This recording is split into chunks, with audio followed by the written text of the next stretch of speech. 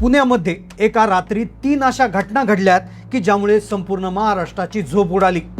पुण्यामध्ये 3 घटना घडल्यात ज्यामध्ये रात्री प्रवास करणाऱ्या कुटुंबांना टार्गेट करून एक असा सापळा रचला, एक असं प्रॉपर प्लॅनिंग करून असं आयुष्य बर्बाद केलंय की ज्यामुळे सगळ्यांची झोप उडाली। या घटनांचा जेव्हा तपास करण्यात आला, संपूर्ण महाराष्ट्रामध्ये या जेव्हा व्हायरल झाल्या तेव्हा समजलं की अशाच घटना छत्रपती संभाजीनगर, नागपूर, ठाणे, नाशिक, अहिल्यानगर अशा इतरही ठिकाणी 300हून अधिक घटना घडलेल्या आहेत।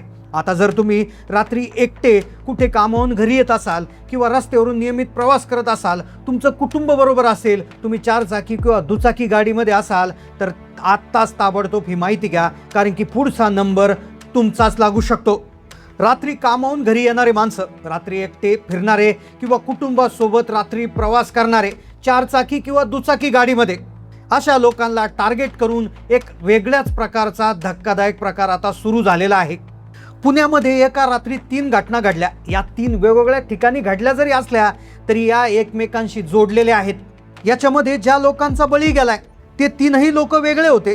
एक मोटारसायकलवर होता, तर एक 4 चाकी गाडीच होता, तर एक पायी बाहेर फिरायला निघाला होता। पण 3ही लोकांनी एकच प्रकारची चूक केली होती। ही जर चूक तुम्ही केली तर पुढचा नंबर तुमचाच लागू शकतो। मग नेमकं पुण्यामध्ये काय घटना घडल्या? 3 घटना की ज्यामुळे सगळ्यांची झोप उडाली। जर रात्री प्रवास करत असाल तर काय काळजी घ्यायची, सगळी सविस्तर माहिती तुम्हाला सांगणार आहे। पहा, पहिली घटना जी साधारणपणे रात्रीच्या 10 वाजता घडली, तर दुसरी घटना ती आहे साधारणपणे सायंकाळी 6 वाजता, तर तिसरी घटना तुमचा विश्वास बसणार नाही, ती सायंकाळी 6 वाजता घडली। आता तुम्ही म्हणाल आम्ही तर लवकर घरी येतो, पण 6 वाजायच्या आत शक्यतो कोणी घरी येत नाही। त्यामुळे 6 नंतर जरी तुम्ही प्रवास करत असाल तर तिसरी घटना पाहिल्याशिवाय व्हिडिओ बंद करू नका। पहिली घटना, जे लोक 9-10 नंतर घराबाहेर पडतात किंवा घरी येतात अशा लोकांसाठी, खरं तर रात्रीचे 10 वाजले होते। पुण्यामध्ये एक तरुण त्याच्या बाईकवरून पुण्यातील बाणेर रस्त्यावरून जात होता।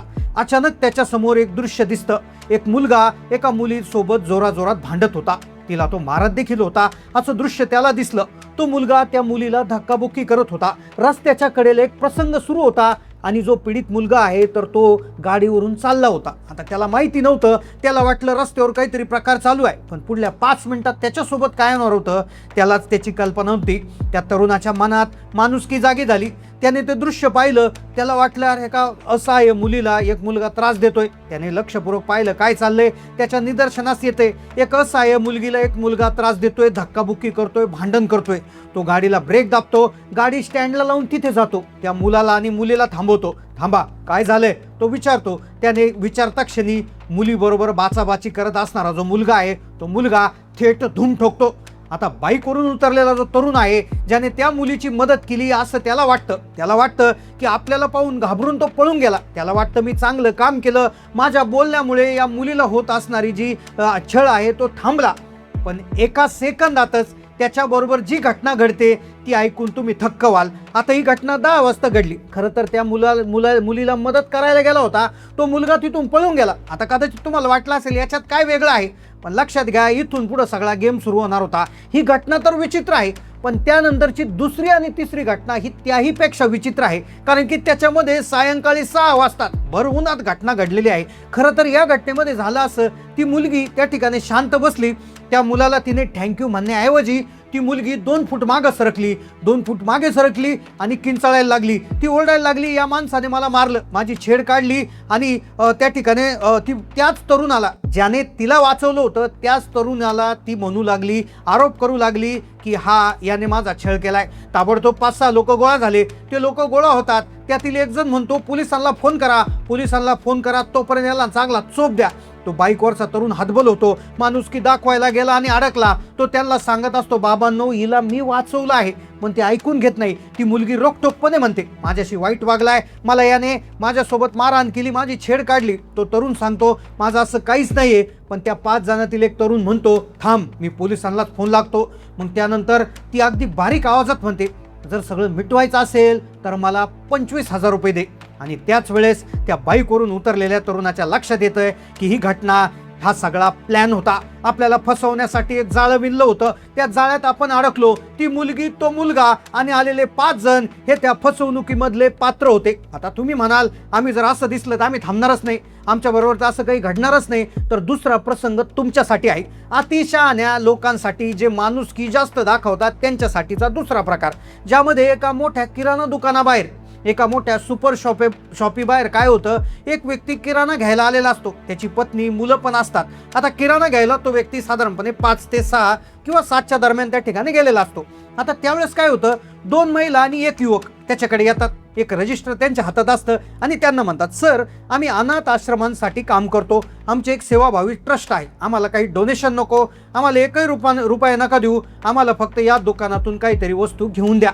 आता पहा, मागच्या किस्स्यामध्ये मुलीला वाचवायच्या नादात, माणुसकी दाखवायच्या नादात तो मुलगा फसला होता. आता इथे कुटुंब होतं, इथे तर गर्दी होती, कोणीच नव्हतं. आता कोणाला वाटेल हे काय, 100-200 रुपयाची वस्तू दिली म्हणजे सगळा विषय मिटेल, पण पुढे गेम बदलणार होता. मग आता त्याही व्यक्तीच्या अंगातला देव माणूस जागा झाला.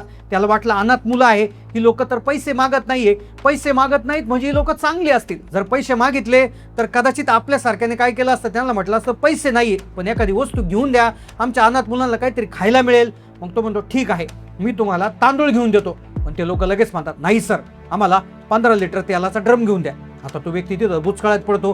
15 लिटर तेलाचा ड्रम जर म्हटलं तर साधारणपणे 3 ते 4 हजार रुपयाचा खर्च येईल. त्याला वाटतं बाबा अर्धा किलो 1 किलो तांदूळ दिलं तर भागून जाईल. पण तो व्यक्ती म्हणतो, नाही नाही, तसं नाही जमणार. तर ते आरेरावी करू लागतात. त्याला बळजबरीनं तो तेलाचा डबा घ्यायला लावतात आणि अन्यथा ते म्हणतात, आम्ही आरडाओरडा करू, तुमचा व्हिडिओ काढू. आसपास बघणारी माणसं, लोक जमा होतात. ते पण म्हणतात, बाबा तू तर याला कबूल झाला होतास ना, काहीतरी वस्तू घेऊन टाक. आणि अशा प्रकारे शेवटी ते म्हणतात, एक काम करा, 500 रुपये देऊन टाका आणि विषय क्लोज करा. तर अशा प्रकारची फसवणूक झाली होती. एक चांगुलपणा कसा अंगलट येतो या दुसऱ्या घटनेतून समजलं. आता याही 2 घटनांमधून जर तुम्हाला काही थोडीशी भीती वाटली नसेल तर तिसरी घटना ही सगळ्यात भयानक आहे. ही घटना अशी आहे की या घटनेमध्ये कुणीही फसू शकतो. आता या घटनेमध्ये 5-10 हजाराचं नाही तर अगदी 80 ते 90 हजार रुपयाचं नुकसान झालं. आता ही घटना कोणासाठी आहे तर ती सगळ्यांसाठी आहे. खरं तर झालं असं की एका मुलाला सेकंड हँड बाईक घ्यायची होती. आता सेकंड हँड बाईकसाठी त्याने OLX नावाची वेबसाईट उघडली किंवा त्या वेबसाईटवर त्याने त्या ठिकाणी उघडली आणि सेकंड हँड स्प्लेंडर सर्च केलं. तिथे त्याला एक नवी कोरी स्प्लेंडर दिसली जी फक्त 15 दिवस वापरलेली होती, म्हणजे अगदी नवीनच. ती त्या ठिकाणी काही लोक 30,000, काही लोक 25,000 देऊ म्हणत होते. आता अखेर त्याने याचा कॉन्टॅक्ट काढला, त्या व्यक्तीला फोन केला. त्यांना म्हणाला, मी असं आहे. मग अशा पद्धतीने एक घटना त्या पुण्यात घडली. आता ठीक आहे, आता तो त्या ठिकाणी तो व्यक्ती जो पुढला होता OLX वरला, तुम्हाला या गाडी बघायला. आता तो व्यक्ती वाटेत 2-3दा फोन करतो, माझ्याकडे 2-3 पार्ट्या ऑलरेडी पैसे घेऊन उभे आहेत, आता जर तुम्हाला गाडी आवडलेली असेल तर मला 5,000 रुपये पाठवा. मग तो मुलगा 5,000 रुपये पाठवतो. त्यानंतर अर्ध्या तासाने पुन्हा फोन येतो, पुन्हा हा थांबून फोन उचलतो. त्याला म्हणतो, थांबा, अजून 5,000 रुपये पाठवा. आणि असं करत करत तो तिथे जाईपर्यंत जवळपास 15 ते 20 हजार रुपये त्याच्याकडून त्या ठिकाणी काढून घेतो. आणि तिथे गेल्यानंतर तो जेव्हा त्या पत्त्यावर जातो तेव्हा तिथे कुठल्याही प्रकारचा माणूस नसतो, ना गाडी नसते. तर अशा प्रकारच्या 3ही घटना या पुण्यात घडलेल्या आहेत. खरं तर पुण्यामध्ये नाही तर अनेक ठिकाणी या घटना घडतात. फसवणूक करणारे लोक देखील आता खूप हुशार झालेले आहेत.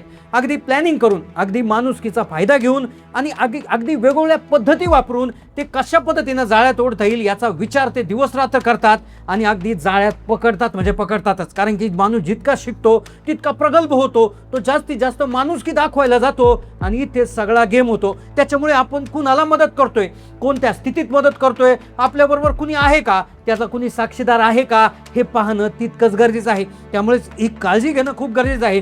अशाच पद्धतीनं जर कुठे एखादी मुलगी, मुलगा अशा पद्धतीनं तुम्हाला जर दिसला तर तुम्ही स्वतः मदत न करता तुम्ही पोलीस स्टेशनला फोन करायला पाहिजे. पोलीस त्यांचं कर्तव्य आणि अगदी या गोष्टी अगदी सामर्थ्यपणे हाताळू शकतात. जर अशा, त्याचबरोबर दुसऱ्या घटनेमध्ये असणारे जे लोक आहेत, जे अनाथ आश्रम वगैरे वाले, तर अशा लोकांपासून सावध राहिलं पाहिजे. आणि OLX किंवा फेसबुकवर त्या ठिकाणी कुठे ॲडव्हान्स पैसे दिले नाही पाहिजे.